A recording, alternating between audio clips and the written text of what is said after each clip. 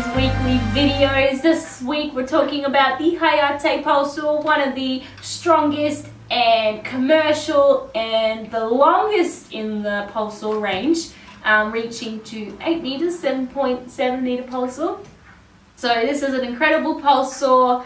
It's just literally amazing, I guess. Yeah. Just like all the other pole saws, but this was available in a few different sizes. Sizes, I mean in length sizes. So they start from 3.8 meters, go to 5 meters, and then it's a 6.1, and then the big old 7.7.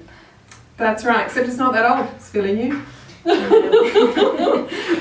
yeah, we thought it is a nice colour. That's probably not why. Well, actually, some people do buy it because of the colour, but we thought we'd break down why it was designed, what it's specifically sort of designed to do, and maybe why you would pick this one over one of the other pole saws, just to make it a bit easier, because there are quite a few pole saws in the Silky range. So we've already done a video on the Hayauchi pole saw, so we thought we'd better do some of the others. So Hayate gets next in line. So with the Hayate Shenae, as already mentioned, you have a variety of pole lengths that you can choose from. Now, a really important thing people do get a bit confused about, they think, oh, okay, look, the trees I'm going to cut, they're only like 5 meters tall, so I'll buy the 5 meter one. And when they get taller, I'll just buy an extra pole to make the pole saw longer. Unfortunately, that is not going to work. The way Japan has actually designed the pole saws is as they go down in size, what they actually do is they remove the outer pole and put the handle on the next pole. So in order to make that longer, you would have to get the thicker pole to attach to it, which won't work because of the handle configuration, and then the holes are in the wrong spot as well. So Silky pole saws are not able to be added onto, shall we say, as far as length goes. So what you really need to do is look at your yard, look at what you're going to use it for, and go, okay, what is the ultimate length I need, and get the pole saw that's going to reach that length. Now, you don't have to fully extend these poles when you use them.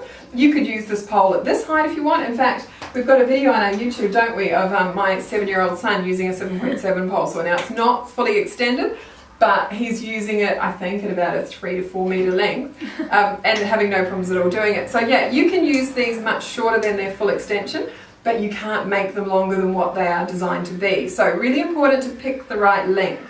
Yes. So that's with the lengths. Now, and also remember with lengths as well, you also say you do have a 5 meter branch, and you ordered a 5 meter pole saw as well. You don't want to be standing directly underneath the branch while you're cutting. You still want it to have that little bit of leeway, so you do hold it out in front of you. So when you do cut the branch, it kind of falls to the ground. Whoops! Falls in front of you rather than on top of you, definitely. Yeah, really, really good point to think about as well. So yeah, measure the height of your tree and the distance you want to stand away from the tree to. And also don't forget your height, because if you're tall, like Shenae and I are both, I don't know, just, what are we, 5? Under 6 foot basically. Yeah, not too much under. So we've got a bit of height to add to the pole saw, whereas if you're, you know, that big, then you don't. So like you need a 7-year-old son. Yeah, he's only like that. So you've got to factor that in when choosing the length of your pole saw. Now the Hayate range is one of the more recent additions to the Silky Pole Saw range, and they made it really to combat abuse issues, basically. The Hayauchi pole saw that we've already done a video on, that was based as their commercial pole saw that a home gardener could definitely use, but they sort of designed it with the idea of commercial use, very, very often use, frequent use. So this one here was designed to reduce any of the abuse that the other one received, and that was things like people holding it fully extended, letting it slide through their fingers till it banged onto the ground, smashed really. That would then damage all of the fittings. People, as Shenae mentioned in another video we did, which is going to be tapped onto the end of this one, people drive over them sometimes, people cut branches that then will flick back and land on them, people will ram them. You'll be amazed what people do to these pole saws. So this is definitely not indestructible. Don't let us lead you to believe that you can't break this. You can. There's some talented people out there. Oh my goodness, that is a special way to put it. But I just overheard Nita saying that like a branch will fall on and land on it. Reason being, the branch lands here on the pole saw, which will bend it. So yeah, so what Japan's done, because that sometimes will happen, is sometimes branches will come back without you expecting it and land on the pole. So what they've done is they've really strengthened the top side of this pole. So it's actually flattened slightly on this top section. So the oval shape gives it stability and strength, but this is even stronger again because of this flattened section at the top. But as Shenae was saying, if you turn this pole sideways and a branch then impacts it on the side here, this is nowhere near as strong as the branch impacting it from the top. So if you do see a branch coming and you think, shivers, I'm not going to get that pole out of the way in time, don't turn it. Whatever you do, keep it straight, because that's where its strength is. That's where it's probably going to cope with the branch hitting it. It won't so much cope if the branch hits it on the side. So that's a good little trick that Shenae's mentioned when you are using the pole saws. And this works with any of them, the Forester, the Hayauchi, any of them. Make sure you keep your pole in this position. Don't turn it on its side if you think that something's going to hit it on the way down. Ideally, get the pole out of the way. But if you can't, then yeah, worst case scenario, just hold it. Yeah. Unless it's going to hit your head. That is not ideal. Hard hats, we sell them too. Okay, so breaking it down as far as the Hayate over the others, the upside of the Hayate is it's stronger. So yeah, definitely you go, definitely I'll buy the Hayate then because it's going to be harder to break. But the downside of it being stronger is that it's heavier. So it's kind of a compromise. You're going to have weight, and I don't know about you, but having nothing in my arms when I've got them above my head starts to burn after a few seconds. So having a few kilos in them really does make a difference. So if you don't abuse your equipment, if you're not rough on your gear, if it's not going to be other people using your pole saw that might damage it, then there's no reason why you should have to get the Hayate. You might be better off with the Hayauchi or the Forester. The only exception to that is if you have to have the 8 metre wrench, then the Hayate is the only one that goes to a 7.7 metre length. So then you don't have a choice. But if you need a shorter length than that, then you need to decide whether the weight is worth the extra strength, because there's absolutely nothing wrong with the Hayauchi or the Forester or the Longboy or the Zubat if you need a shorter length. They're lighter and really, really easy to use. So you sort of have to really weigh that up. Do I need the strength and do I need the length of that 8 metre pole saw to know whether you want the Hayate? Now, all Silky Pole Saws are beautifully engineered, beautifully made, and people will often say to us, oh, which is the best quality Silky Pole Saw? Well, silly question. Yeah, they're all extremely high quality. It all comes down to strength and size, length. And what do you want to use it for? Yeah. So the Hayate we talked about, stronger. Everything's bigger, the clamps are bigger, the poles are thicker, all that sort of stuff. The blade, now the blade, Hayate versus Hayauchi, they're different blades made out of different steel, different tooth styles. Funnily enough though, they will both cut the same thing. They'll both cut fibrous material like palms, and they'll both cut hardwood as well. So both really very versatile to use in any situation. They just do the job a bit differently. The Hayate has a very flexible blade, so versing, sorry, forgot I've got an assistant here. You can have this cover so they know what we're talking about. Thanks.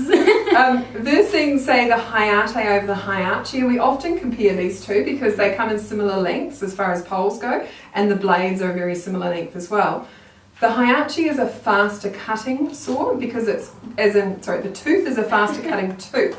But this tooth here is a larger tooth, so they actually cut at the same speed. It's just this cuts in a different way. So if you're cutting trees that it's really important to you that you have a very clean cut, then the Hayate will give you a much cleaner finish because of the shape of the tooth.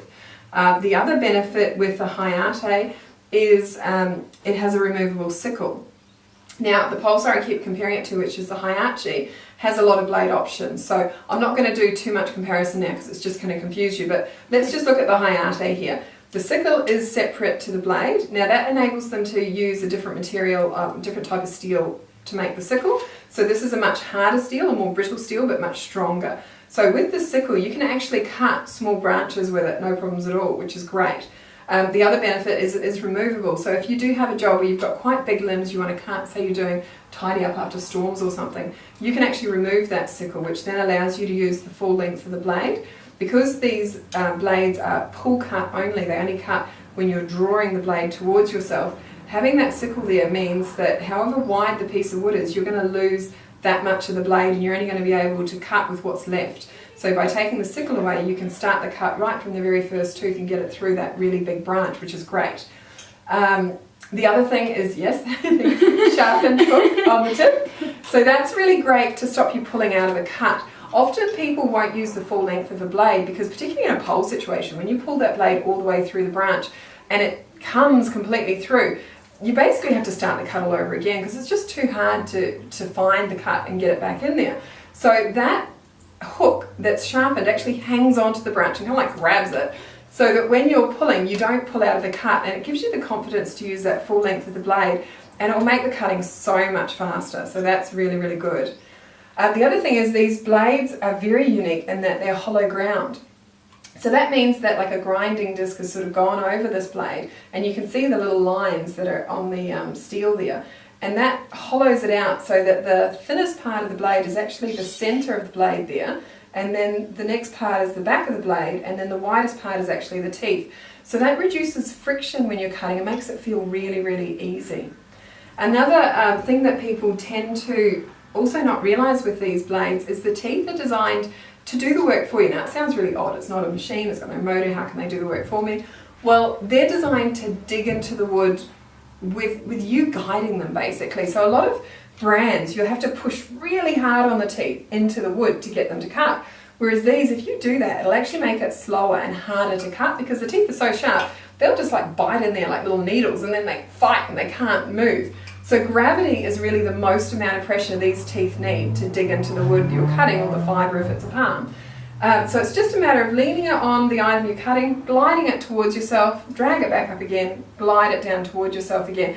As somebody said to me once, it's like a window cleaner, like the sort of rocking that they do when they're cleaning windows. It's the same kind of technique. So don't use your bicep, just use sort of the movement of your body and let gravity be the pressure, and this blade will work like a dream. You won't know yourself. It's absolutely amazing. We get people all the time telling us how they got home and the job they wanted to do, it was over so quickly that they ended up giving the neighbour's tree a haircut, and wife got home and she like lost the plot because all the trees looked scary, they didn't have leaves anymore, branches were all gone. It's the exact same thing at my place. My father has banned me from not using the pole saw because by the time I finish, they're just like little sticks on the ground. Branches left.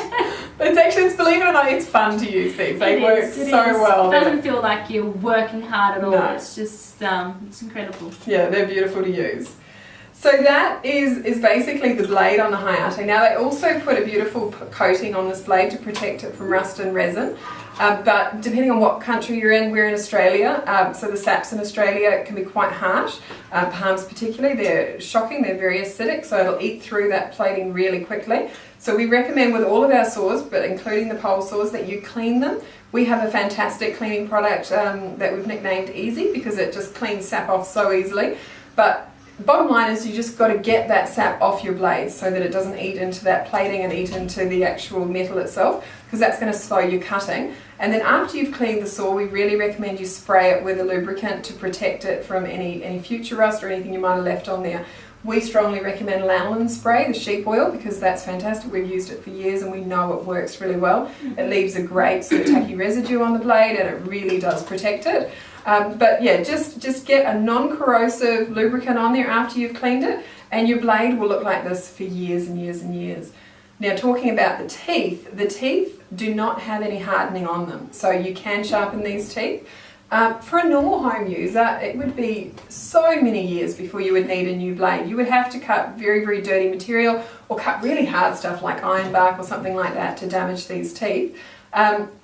Commercial user, obviously you're going to go through teeth a lot faster than a home user is, but when it comes to time that you feel you've taken the edge off the teeth, all you need to do is give them a sharpen, and you need a special diamond shaped file to do that sharpening, and we have a little video that gives you sort of an idea on how you actually do that sharpening. We won't lie to you, it requires a little bit of patience and time, but it is definitely possible, and that's why Silky Japan have left those teeth unhardened so that you can sharpen it and get a really long life out of your blade. So I think that is basically the rundown on the Hayate. After this, I think we're going to run another video that we made a couple of weeks ago, or even last week we might have put it out, I'm not sure now, about how you actually extend the pole, because that's quite important, and how the blade goes on. But yeah, I just wanted to give you a breakdown on what the Hayate was all about, why they designed it, and what makes it so special really. And then the other thing is we have an attachment called a hook fox that is available to go on the back side of this blade here if you need a levering device, something to move things around, pull dead fronds and branches out of trees, or manoeuvre rope. So that's an optional attachment for your Hayate. And yeah. Hi, and thanks for watching one of Nita Shenae's weekly videos. This week we decided we would do a video about the pole saws in the Silky range and how you put them together and how you extend them. So once you get this pole saw home, how do you stick the blade on, how do you get the poles apart, and how do you get it all working and safe and wonderful and efficient. So that's what this video is all about. Now the demonstration Shenae is going to do for you is with the Hayate Pole Saw, but this will apply to all the Silky Pole Saws except the fiberglass one, so don't worry, we'll talk about that another time. So if you've got a Hayauchi, a Hayate, a Forester, a Zubat, or a Longboy, this is going to be the same information for all of those pole saws. So I'm going to leave it to Shenae's capable hands now, and she's going to show you how to get this pole saw working properly. So let's get started, and we'll start with putting the blade onto the pole saw. So just to keep in mind, when you're putting the blade onto the pole saw, you have the levers facing you. So here's the levers right there. So make sure to remind yourself, you're wanting to open the pole saw levers in front of you. Sorry to confuse you. And then you want to have the blade facing the opposite direction. It's going to be no fun to have the teeth in your face when you're trying to extend your pole saw. That's such a good thing now. Yeah. So starting with extending your pole saw, you want to start extending it from, you want to extend the Silky Pole Saw with the smallest pole and work your way down to the largest pole. So smallest to largest. But today we have a trick for you guys, unless you have massive, extremely long arms. Inspector Gadget runs in your family. You're going to want to listen closely. So you're going to start off with unlocking all the levers. These levers help clamp all the poles together nice, securely and tightly. So you want to unlock all your pole saws. Then starting from the button, which is just below the largest clamp housing. So you press it and you stop. And then once you see the button appear again, you close that lever. That will stop the lever. That will stop this pole that you've just pulled out from sliding back in. So you want to press the button again, extend it till you see that button appear again, and then close this lever to lock this pole from coming back in. And we're limited with space here, so sorry. Very limited with space. And then this pole here, this is the smallest pole out of the whole section. So this is the pole that you want to fully extend. So you extend, extend, extend, extend, but you want to keep an eye out for, you want to keep an eye out on this hole particular here, because it will lock in. There will be another stopper button that will lock into that pole. So you've fully extended the first pole and you want to close it. So, but because we are limited in space, I'm not going to extend this whole pole saw in front of you.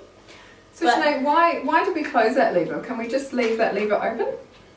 No, you want to secure that pole. You want to secure this pole in place. You don't want it sliding back down. But the button's there, so won't that stop it from sliding down? It does, but the levers help clamp these poles together because this... So what does the lever actually do when I close it? Too many questions. I'm pretending to be a customer. I'm the customer role today. Secretly, I know the answer. You're the one that taught me. So you want to secure these pole saws down together because, say we have fully extended it, you don't want to have this pole falling out for any reasons, for obvious So reasons. if I don't have that locked down, you're saying possibly the pole could fall out. Anything else could happen? You will start, so when you're putting too much pressure on the pole as well, you will start to, if you don't have this lever locked down to clamp all the poles together, you will start to stretch the hole where this stopper button has popped through.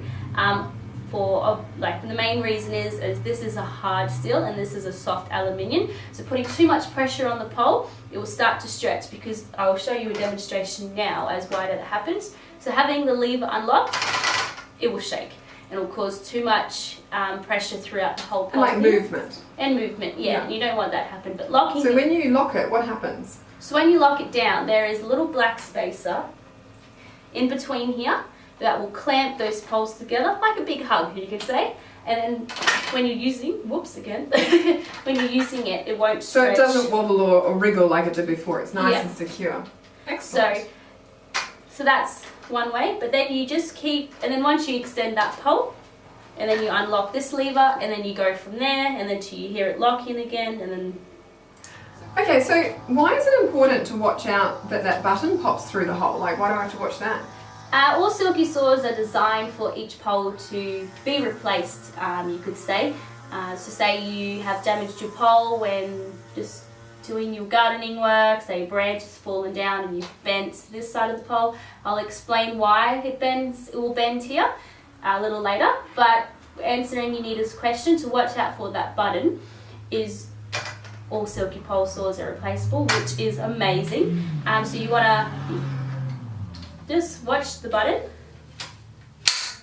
So if I don't watch the button when I'm extending the poles, then potentially I could take a pole apart without actually wanting to. Yes. Which I guess in a situation, if you've got the like 7.7 metre pole saw and I'm doing maybe the last pole, that would kind of be frustrating to have 3 poles fall to the ground. So that's why it's important to watch that hole. Great. Yes. Good point, Nita. But they are super easy to put back together as well, you could say. And so all these poles are replaceable, so I can pick any of the poles. Any poles. Some clever person drive over one of them. Yeah. Great friend, they are. Yeah.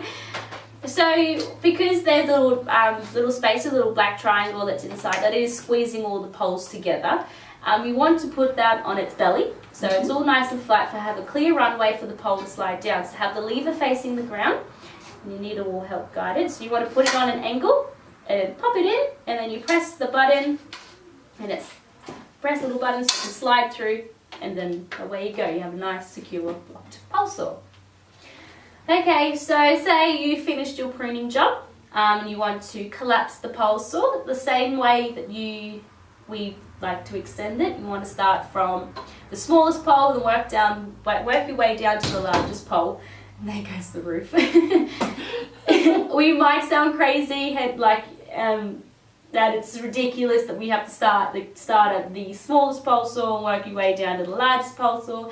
Like, you don't. Well, I'm going to explain an easier way, and you can extend it from the smallest to the largest without putting the pole saw on the ground. It's a little bit of a trick again, like we did with extending it. Shenae did the little trick. We're going to do the same trick on the way back. Yeah. So for me to actually make this work properly, I'm going to extend it a little further. I'll help you guiding from this end.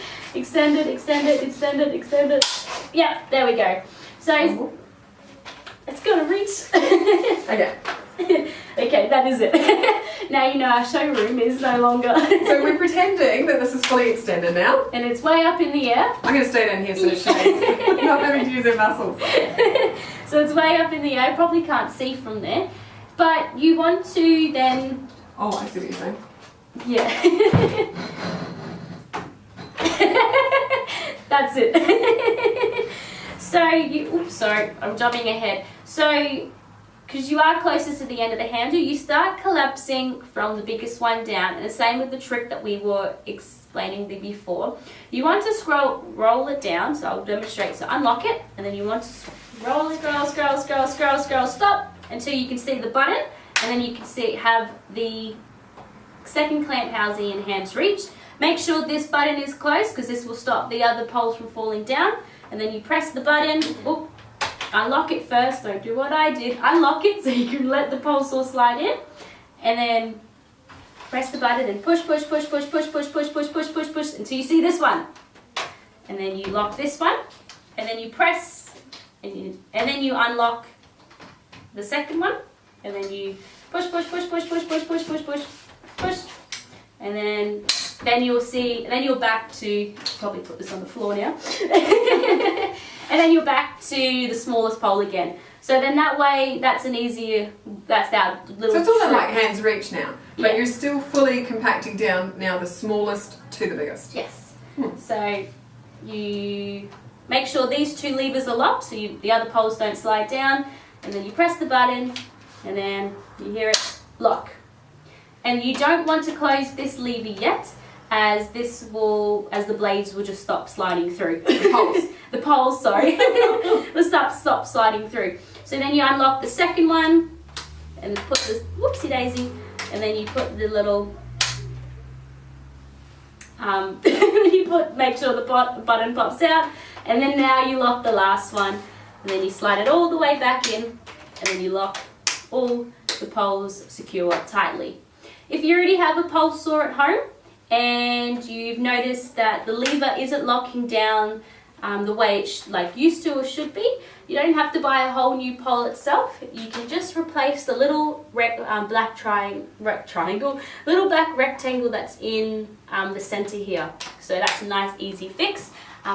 Pretty sure we have a YouTube video on how to replace the little spacer on YouTube. So easy peasy. And actually, speaking of that, Shenae's also done a little video on YouTube about when she mentioned earlier about the holes potentially stretching around those buttons. You've done a video explaining how that happens and how to sort of figure out why that's happening and all those sorts of things. So that's a good one to watch too if you do have that problem of those holes stretching. That video will go into more detail about that. Yeah. I was also thinking when you were talking before about when you collapse this, not to close those levers, because as Shenae mentioned earlier, when you're closing those levers, it's squeezing that pole and actually changing the shape of it a little bit. And what it'll also do is if you close those levers as you're bringing the poles down together, it'll actually stop that button from popping back up. And we do have customers ringing us from time to time going, my button won't pop back up. And we're like, just open the levers. And all of a sudden it'll go pop and it'll pop up again. So you just want to, as Shenae said, leave those levers open until it's fully compacted down and then close them all down again. Yeah. You probably heard me say before about a branch falling down onto your pole saw. You need to explain that one because I'm a little bit tongue-tied.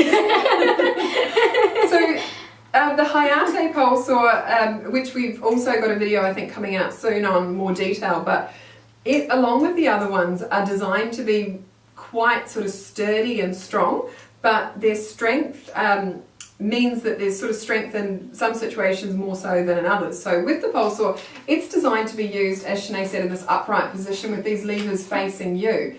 So if a branch comes and falls, the idea is that it hits this part of the blade. Now, obviously you don't want a branch to come and fall on it, you don't want things to hit it, but sometimes it happens. So what Silky have done is they've made this part of the pole quite strong to sort of be able to survive as best as possible if something like that does happen. Not saying it's indestructible, but it will hopefully survive. We're surprised at some of the damage that some people can do. Shocking, like, shocking. What did you do with that one? Oh, we ran it over. It's not going to survive that, no matter what angle it's on.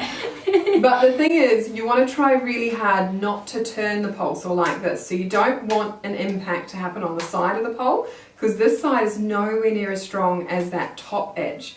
So this is going to be the strongest part of this pole if it receives an impact like this. So whatever you do, you don't want to turn that pole saw on the side if you think that you're going to have an impact. So number one, try not to have an impact, but number two, if you are going to, try and make sure that pole is set up like this so that the impact is hitting this part of it, not the side. Is it just the flat side of the pole saw that that strength? So again, we were generalising with this video so that it works for all the Silky Pole Saws. So they're all slightly different in shape. So the Hayate has this particular feature of the flattened area here. So if we're talking Hayate, then yes.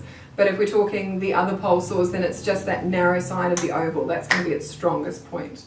Yeah. Yep. Now with the blade, does anyone have issues getting that cover off? So a few people have dramas with taking off. Not really dramas, just Get confused. Yeah. We've taken have a tug of war. getting the blades, getting the scabbard taken off the blades. You just hold it like normal, and then you just release your thumb. You push your thumb up over the screws here, and then slide the blade off. The case, the scabbard. Slide the scabbard off the slide the scabbard off the blade, and then that will just be an easy removal. And then when sliding the blade back on, it will probably get stuck on the bolts behind it. So you just want to help guide the scabbard over the bolts there, and just let it click it back in. And then you have a nice, safe So pretty easy. It blade. just sometimes gets stuck on those screws because it's what holds the scabbard, the case on that blade. Yeah, so just use the thumb, move it over the blade, and away you go. And then once you're putting the scabbard back on, so remember to help guide the blade back over these bolts here and slide it back in. Good to go. Alright, so quick little recap. For Silky telescopic pole saws, when extending, have the levers facing you. always extend from the smallest pole through to the biggest pole and always put it away the same way. Yeah. Smallest pole to biggest pole. And then you can use Shenae's little trick, which really does make life a lot easier. Yes, you can tell your friends. Yeah. So thanks very much for watching this week. We hope that it has been informative and enjoyable and not too confusing. Yes. And we'll see you next week. You have a great week. See ya.